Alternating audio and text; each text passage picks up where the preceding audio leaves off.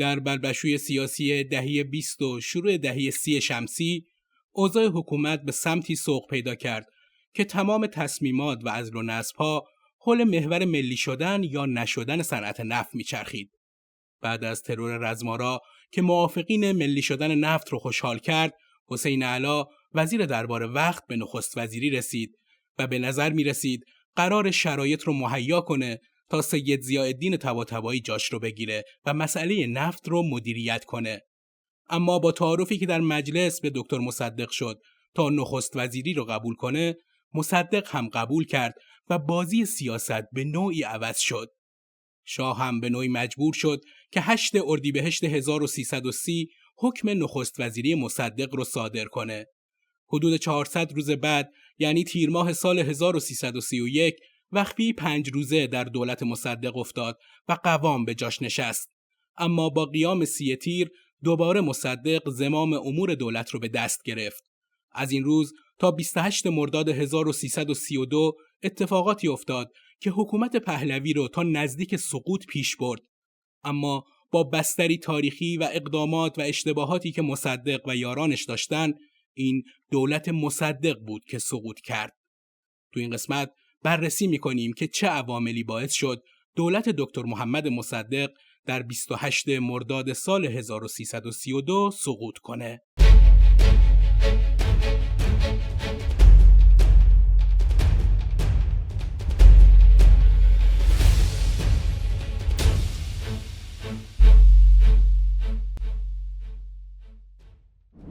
دولت دکتر محمد مصدق از سال 1330 تا 1332 یکی از مهمترین و بحث برانگیزترین مقاطع تاریخ معاصر ایرانه که با نهضت ملی شدن صنعت نفت و تلاش برای استقلال سیاسی و اقتصادی ایران گره خورده. مصدق به عنوان یک سیاستمدار ملیگرا و حقوقدان برجسته با هدف کم کردن نفوذ خارجی و استقرار دموکراسی تو ایران به قدرت رسید. اما دولتش 28 مرداد 1332 با کودتایی که توسط آمریکا و بریتانیا طراحی و با همکاری نیروهای داخلی اجرا شد سقوط کرد. دلایل سقوط دولت مصدق چند وجهی و پیچیده است و شامل عوامل خارجی مثل مداخله آمریکا و بریتانیا، عوامل داخلی مثل اختلافات سیاسی و تضعیف جبهه ملی و همینطور چالش‌های اقتصادی ناشی از تحریم نفتی و مشکلات مدیریتی دولت میشه. مورد اول، تحریم نفت و معضلات اقتصادی. تحریم نفتی ایران بعد از ملی شدن صنعت نفت در 29 اسفند 1329 اقتصاد کشور رو تو بحران عمیقی فرو برد. بریتانیا که با ملی شدن نفت کنترل شرکت نفت ایران و انگلیس بر منابع نفتی ایران رو از دست داد، صادرات نفت ایران رو متوقف کرد و با فشار روی شرکت‌های نفتی بین‌المللی اونها رو از خرید نفت ایران منع کرد. نیروی دریایی بریتانیا تو خلیج فارس و دریای عمان مستقر شد و نفتکش‌های ایرانی رو توقیف کرد. این اقدامات باعث شد تولید نفت از 660,000 بشکه در روز در سال 1329 به کمتر از 20,000 بشکه در سال 1331 برسه. این افت شدید درآمدهای ارزی دولت رو که حدود 50% بودجه کشور رو تامین می‌کرد تقریباً به صفر رسوند و اقتصاد وابسته به نفت ایران رو فلج کرد. کمبود ارز خارجی توانایی دولت برای واردات کالاهای اساسی مثل گندم، شکر و دارو رو محدود کرد که باعث تورم شدیدی شد. قیمت کالاهای اساسی در تهران بین سالهای 1330 تا 1332 تا 200% افزایش پیدا کرد و تو آبادان بیشتر از 50,000 کارگر صنعت نفت بیکار شدند که گروهی دست به اعتراض زدند. مصدق برای جبران این بحران اوراق قرضه ملی منتشر کرد، مالیات‌ها رو زیاد و هزینه‌های دولتی رو کم کرد. اما این اقدامات نتونست جای خالی درآمدهای نفتی رو پر کنه. اون تلاش کرد با فروش نفت به کشورهای غیر متعهد تحریم رو دور بزنه. اما فشارهای بریتانیا و نبود زیرساخت‌های صادراتی این تلاش‌ها رو ناکام گذاشت. مصدق تو سخنرانی در سال 1331 گفت: ملت ایران با اتحاد و استقامت خود میتواند در برابر فشارهای اقتصادی مقاومت کند، اما باید آماده تحمل سختی‌های موقت باشیم. درخواست‌های مصدق برای دریافت وام 25 میلیون دلاری از بانک جهانی و آمریکا به خاطر فشار بریتانیا و تردید آمریکا درباره ثبات سیاسی ایران رد شد. در یک قسمت مجزا ماجرای این رد وام و همسویی آمریکا با انگلیس رو روایت میکنم. مصدق که جواب رد آمریکا رو شنید، این پیام رو بهشون فرستاد: ایران بدون کمک مالی آمریکا شاید فقط 1 ماه دیگر بتواند دوام بیاورد. بنابراین دولت آمریکا مسئول آنچه پس از آن در ایران روی دهد خواهد بود. تو مجلس 17 نمایندگان مخالف از سیاست‌های اقتصادی مصدق انتقاد کردند. جمال امامی یکی از این نمایندگان بود که تو جلسات مجلس از گرانی و بیکاری انتقاد کرد و خواستار بازنگری در سیاست‌های اقتصادی شد. این نطق‌ها جایگاه مصدق رو بین نخبگان سیاسی تضعیف کرد. روزنامه‌های مخالف مثل شاهد و آتش با انتشار مقالاتی مصدق رو مسئول گرانی و بیکاری معرفی کردند که حمایت مردمی رو که تو شروع نهضت ملی شدن نفت قوی بود تا حدی ضعیف کرد. مصدق که حاضر به سازش با بریتانیا نبود و آمریکا رو هم حامی انگلیس میدید، سعی کرد با تکیه به حمایت مردم با نوعی ریاضت اقتصادی از این پیچ تند بگذره، اما در لایه‌های مختلف اجتماع نارضایتی ایجاد شده بود و شاید همین موضوع در 28 مرداد پشتوانی قوی مردمی و سیاسیون را ازش گرفت. مورد دوم، اختلافات داخلی در جبهه ملی و نیروهای سیاسی. یکی از مهمترین عواملی که دولت مصدق رو ضعیف کرد که نتونست در برابر کودتا دووم بیاره، اختلافاتی بود که در اعضای جبهه ملی به وجود اومده بود. این اختلافات که ریشه در تفاوت‌های ایدئولوژیک، سیاسی و شخصیتی داشت، پایگاه سیاسی مصدق رو تضعیف کرد و به مخالفاش فرصت داد تا دولتش رو بی‌ثبات کنن. جبهه ملی که تو شروع کارش ائتلافی از گروه‌های ملیگرا، مذهبی و لیبرال برای حمایت از ملی شدن صنعت نفت بود، کم کم دچار شکاف شد و مصدق رو در برابر چالش‌های داخلی و خارجی که داشت تنها گذاشت. از مهمترین شکاف‌ها جدایی ابوالقاسم کاشانی، روحانی بانفوذ و رئیس مجلس 17 از مصدق بود. کاشانی که اول از حامیای نهضت ملی شدن نفت بود، به خاطر اختلاف سر انتصابات دولتی و سیاست‌های مصدق، اگه نگیم رو در روش قرار گرفت، اما قطعاً حمایت خودش رو قطع کرد. کاشانی معتقد بود مصدق تو تصمیم گیری ها اون رو نادیده گرفته و قدرت رو فقط به سمت خودش متمرکز کرده. بقایی، یکی دیگه از اعضای کلیدی جبهه ملی و رهبر حزب زحمتکشان، هم به خاطر اختلاف با مصدق سر لایحه اختیارات و سیاست‌های اقتصادی از اون فاصله گرفت. بقایی که با افشای اسناد خانی سدان نقش مهمی تو ملی شدن صنعت نفت داشت و با حزب زحمتکشان هم جایگاه خوبی بین مردم پیدا کرده بود، اما به خاطر درگیری با حزب توده و مماشات مصدق با این گروه کم کم از نخست وزیر فاصله گرفت و از تریبون مجلس و صفحات روزنامه‌ها استفاده کرد و مخالفت‌های شدیدش رو با مصدق علنی کرد. بقایی و حزبش با انتشار بیانیه‌هایی مصدق رو به دیکتاتوری متهم کردند. این موضع‌گیری‌ها جبهه ملی، حامی اصلی دولت مصدق رو از درون متلاشی می‌کرد. جدایی حسین مکی از مصدق هم ضربه بزرگی به دولت وقت بود که اون رو به ضعف کشوند. مکی هم اول حامی سرسخت مصدق بود و برای ملی شدن صنعت نفت خیلی زحمت کشید و حتی قیام 30 تیر رو اون به نوعی مدیریت کرد و کاشانی رو به میدان آورد که از مصدق حمایت بشه. اما وقتی مصدق به جای استفاده از اون اشخاصی رو به شغل‌های مهم منصوب کرد که از نظر فکری با جبهه ملی زاویه داشتن، کم کم خودش رو از دولت دور کرد و در نهایت هم با سخنوری و نوت‌های پرشوری که داشت علیه مصدق شد و حتی با دولت کودتا هم یه مدت کوتاه همکاری کرد. جدای مکی که محبوبیت زیادی هم بین مردم داشت، به کم شدن حمایت عمومی از مصدق کمک کرد. به این افراد باید گروه‌های مذهبی مثل فدایان اسلام رو هم اضافه کرد که اول از مصدق حمایت می‌کردند، اما به خاطر سیاست‌های سکولار مصدق و اجرا نکردن بعضی از خواسته‌های مذهبی به مخالفینش تبدیل شدند.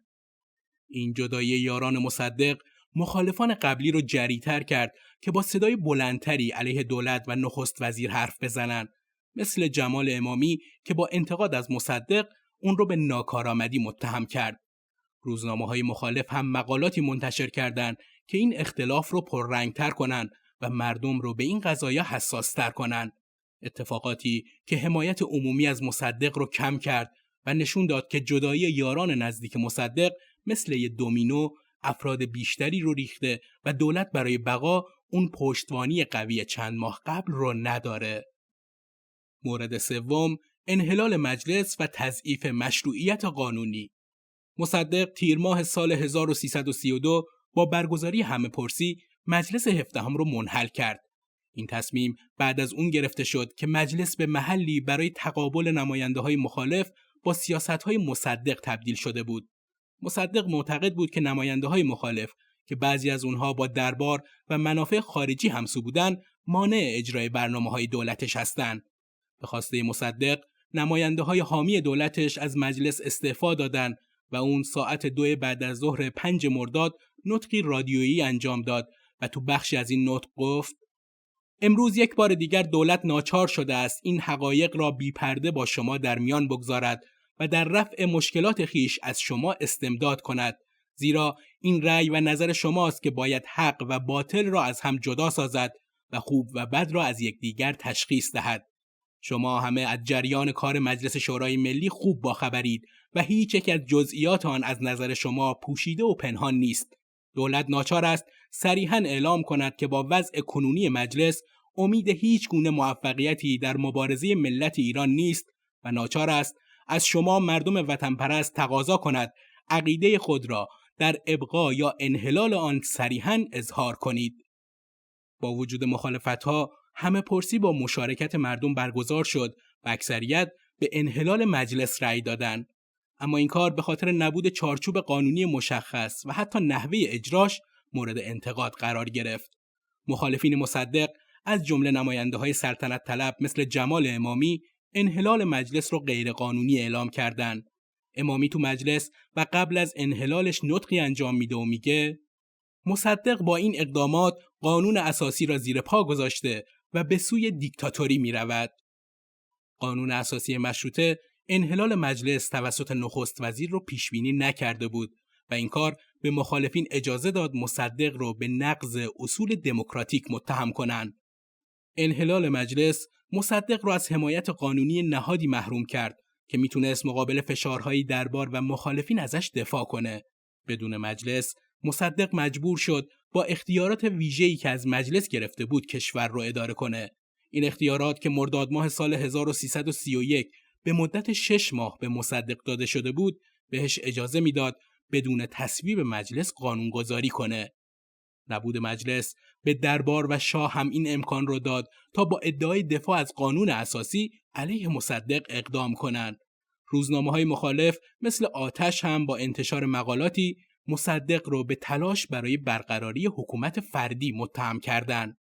این تبلیغات همراه با تضعیف مشروعیت قانونی دولت حمایت عمومی رو کم کرد و به مخالفین مصدق به ویژه تو روزهای منتهی به کودتا فرصت داد تا اون رو به عنوان تهدیدی برای نظام مشروطه معرفی کنند. انحلال مجلس با اینکه با هدف تقویت دولت انجام شد، به انزوای سیاسی مصدق و بی‌ثباتی دولتش منجر شد. مورد چهارم، نقش شاه و ارتش در کودتا. محمد رضا شاه که بعد از قیام 30 تیر 1331 و نخست وزیری دوباره مصدق نفوذ خودش رو تو خطر میدید، کم کم با مخالفین مصدق همسو شد. مصدق برای کم کردن نفوذ دربار وزرای سلطنت طلب رو از کابینه کنار گذاشت و اختیارات شاه رو محدود کرد. مصدق همیشه روی این تاکید داشت که شاه باید سلطنت کنه، نه حکومت. این موضع دربار رو به نوعی مجبور کرد که با مخالفین مصدق همکاری کنه. با اینکه مشاورین شاه بهش هشدار میدادن که رو در روی مصدق نایسته، اما با تند شدن اقدامات مصدق و سیگنال هایی که از غرب به شاه رسید، اون 24 مرداد 1332 با امضای فرمانی مصدق رو عزل و سرلشکر فضلالله زاهدی رو به نخست وزیری منصوب کرد. این فرمان 25 مرداد توسط سرهنگ نصیری به مصدق ابلاغ و نتیجهش هم نافرمانی مصدق و بازداشت نصیری بود. همین بهانه‌ای شد برای اقدامات بعدی دربار. اشرف پهلوی، خواهر شاه، نقش فعالی در هماهنگی با مخالفین ایفا کرد. اون با مخالفین مصدق ارتباط می‌گرفت و با جلب حمایت مالی و سیاسی به سازماندهی علیه دولت کمک کرد. تو قسمت 71 پادکست که به سرگذشت زندگی فضلالله زاهدی اشاره داره، از جلسه‌ای که با حضور اشرف تو سوئیس برگزار شد و پیامی که برای محمد رضا شاه فرستاد گفتم. به هر حال این اقدامات دربار رو به کانون توطئه علیه مصدق تبدیل کرد. ارتش شاهنشاهی تحت فرمان افسرایی مثل سرلشکر زاهدی نقش اجرایی کودتا رو بر عهده داشت. زاهدی که از فرماندهان ارشد ارتش و اون موقع مورد اعتماد شاه بود، با حمایت دربار نیروهای نظامی رو برای اجرای کودتا سازماندهی کرد. اون تو بیانیه‌ای اعلام کرد ارتش وظیفه دارد از سلطنت و قانون اساسی دفاع کند. روز 28 مرداد واحدهای نظامی وفادار به زاهدی همراه با گروه‌های اوباش سازماندهی شده به خونه مصدق حمله و اون رو دستگیر کردند. روزنامه‌های وابسته به دربار با انتشار مقالاتی مصدق رو به نقض قانون اساسی متهم و از اقدامات شاه و ارتش حمایت کردند. از مقالات و نوشته‌های روزنامه‌ها این پیام استخراج می‌شد: شاه با عزل مصدق کشور را از هرج و مرج نجات داد. این تبلیغات همراه با اقدامات نظامی فضای عمومی رو به نفع دربار تغییر داد. دربار و ارتش با استفاده از نفوذ شاه و سازماندهی نظامی تونستن دولت مصدق رو که به تعبیری تا صبح روز کودتا از حمایت مردمی برخوردار بود سرنگون کنند. نقش شاه در امضای فرمان عزل و حمایت ارتش از این فرمان به کودتا مشروعیت داد و مصدق رو در برابر قدرت نظامی و سیاسی دربار ناتوان کرد. مورد پنجم، مداخله سیاسی کشورهای خارجی یعنی آمریکا و بریتانیا. بریتانیا که بعد از ملی شدن صنعت نفت مصدق رو تهدیدی برای منافع خودش میدید، برای اینکه کنترل استخراج و صادرات نفت رو دوباره در دست بگیره، طرح سرنگونی مصدق رو پیشنهاد کرد و با استفاده از شبکه‌های اطلاعاتی خودش عملیات بی‌ثبات سازی رو شروع کرد. آمریکا هم که اول از مصدق به عنوان مانعی در برابر کمونیسم حمایت می‌کرد، تحت فشار بریتانیا و نگرانی از بی‌ثباتی سیاسی تو ایران به عملیات کودتا ملحق شد. بریتانیا اسم عملیاتش رو چکمه و آمریکا هم آژاکس گذاشته بود. اما سازمان CIA با اختصاص بودجه حدود $1,000,000 مسئولیت اجرای عملیات آژاکس رو به عهده گرفت. کرمیت روزولت، مأمور ارشد سیا تو تهران، عملیات رو هدایت کرد. این بودجه برای استخدام اوباش، رشوه به سیاستمداران و نظامی‌ها و تبلیغات علیه مصدق استفاده شد. CIA از طریق مقالاتی تو مطبوعات ایران، جزوات و شایعاتی که پخش می‌کرد و حتی تأمین مالی 6 روزنامه ضد مصدق که یه دفعه تو تهران منتشر شده بودن، یک کارزار پروپاگاندا علیه مصدق به راه انداخته بود. بریتانیا هم از طریق BBC با پخش برنامه‌های مصدق رو به ناکارآمدی و همکاری با کمونیست‌ها متهم کرد. این تبلیغات افکار عمومی رو علیه مصدق متشنج کرد. سازمان CIA و MI6 بریتانیا با همکاری شبکه‌های داخلی از جمله بعضی از سیاستمدارا و روزنامه‌نگارا فضای سیاسی رو برای کودتا آماده کردند. با برگزاری جلسات مختلف و رایزنی‌های زیاد، اونها سرلشکر فضلالله زاهدی رو به عنوان جایگزین مصدق انتخاب کردند. این هماهنگی کودتا رو به عملیاتی دقیق تبدیل کرد. عملیات اولیه 25 مرداد شکست خورد، اما با تجدید سازماندهی و پافشاری روزولت به ادامه کار، کودتا در 28 مرداد موفق شد. روز 28 مرداد، گروه‌های اوباش اجیر شده با حمایت مالی CIA همراه با نیروهای نظامی به خونه مصدق حمله کردند و به این شکل نخست وزیری که فرمان عزلش رو قبول نکرده بود بازداشت شد. آمریکا و بریتانیا با این مداخله نه فقط دولت مصدق رو سرنگون کردند، بلکه نظام سیاسی ایران رو برای دهه‌ها تحت نفوذ خودشون قرار دادند. این عملیات که با هدف حفظ منافع نفتی و جلوگیری از نفوذ کمونیسم اجرا شد، مشروعیت دولت ملی مصدق رو نابود کرد و اون رو از یه نخست وزیر به یه زندانی و تبعیدی تبدیل کرد. مورد ششم، شخصیت فردی دکتر محمد مصدق. شخصیت محمد مصدق به عنوان یه ملیگرا، دموکرات و سیاستمداری آرمانگرا تأثیر دوگانه‌ای روی سقوط دولتش در 28 مرداد سال 32 داشت. ویژگی‌های شخصیتی اون مثل پایبندی سرسختانه به اصول، صداقت سیاسی و اعتماد به نفس بالا هم نقاط قوتش بودن و هم به ضعف‌های منجر شدن که تو بی‌ثباتی دولتش نقش داشتن. مصدق به عنوان یک ملیگرای معتقد به استقلال ایران حاضر به سازش با بریتانیا سر مسئله نفت نبود. این پایبندی به اصول که تو محتوای نامش به سازمان ملل در سال 1330 با این پیام که ایران حق داره منابع طبیعی خودش رو کنترل کنه کاملا مشهوده و باعث شد مردم و سیاسیون پشتش قرار بگیرن. اما انعطاف ناپذیریش تو مذاکرات اقتصاد ایران رو تحت فشار شدید قرار داد و نارضایتی داخلی رو بیشتر کرد. یه سیاستمدار پراگماتیست ممکن بود با حفظ بخشی از منافع ملی از انزوای اقتصادی جلوگیری کنه، اما مصدق معتقد بود هر نوع عقب نشینی خیانت به نهضت ملی به حساب میاد. مصدق از طرفی به متحدین سیاسیش به ویژه در جبهه ملی بیش از حد اطمینان داشت و از طرفی هم نتونست شکاف‌های داخلی رو به موقع مدیریت کنه. برای مثال جدای مظفر بقایی و حسین مکی که مصدق رو به ناکارآمدی متهم کردن نتیجه عدم توجه اون به حفظ ائتلاف بود. مصدق رابطش با کاشانی رو هم نتونست خوب نگه داره و در روزهای آخر دولتش عملاً کاشانی با تمام تصمیمات اون مخالفت میکرد. یه رهبر با مهارت‌های سیاسی قوی‌تر شاید میتونست این اختلافات رو مدیریت و کم کنه. تصمیم‌گیری‌های جسورانه مصدق مثل انحلال مجلس هفدهم و تهدید بریتانیا و آمریکا هم نشون دهنده اعتماد به نفس بالاش بود. شخصیتی محتاط‌تر ممکن بود به جای حذف نهاد مجلس به دنبال تقویت حمایت قانونی از اون باشه. همین جسور بودن شاید بهش این شهامت رو داد که از شوروی و کشورهای کمونیستی شبحی بسازه و با احتمال ایجاد رابطه اقتصادی و فروش نفت به اونها آمریکا رو به خصوص تهدید کنه. مصدق همینطور در مدیریت بحران‌های سیاسی گاهی احساساتی عمل کرد. گفته میشه تو روز کودتا اون به جای سازماندهی نیروهای حامی به حمایت مردمی اکتفا کرد و حتی به مصلحت هم که شده و برای بقای دولتش از حزب توده کمک نخواست.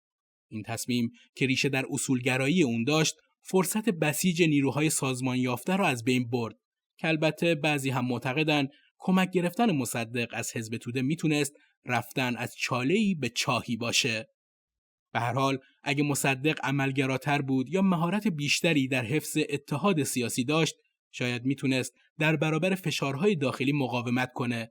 اما شخصیت مصدق یعنی ترکیب آرمانگرایی، صداقت و اعتماد به نفس همون چیزی بود که مصدق رو مصدق کرد. به پایان این قسمت از قاب تاریخ رسیدیم. سعی کردم تو این قسمت موارد مهمی که باعث سقوط دولت مصدق شد رو به شکل تیتروار و با توضیحات خلاصه‌ای بگم و حتما مواردی مثل قتل افشارتوس رئیس شهربانی دولت مصدق هم هست که میشه بهش اشاره کرد. این قسمت رو به عهده شما مخاطبین عزیز میذارم که با توجه به مطالعاتتون اگه مورد دیگه‌ای هست رو حتما در بخش کامنت ها برامون بنویسید. ویدیومون رو لایک کنید، کانال رو سابسکرایب کنید و زنگوله رو هم بزنید تا از انتشار قسمت‌های جدید با خبر بشید. ممنون از همراهیتون. خدا نگهدار.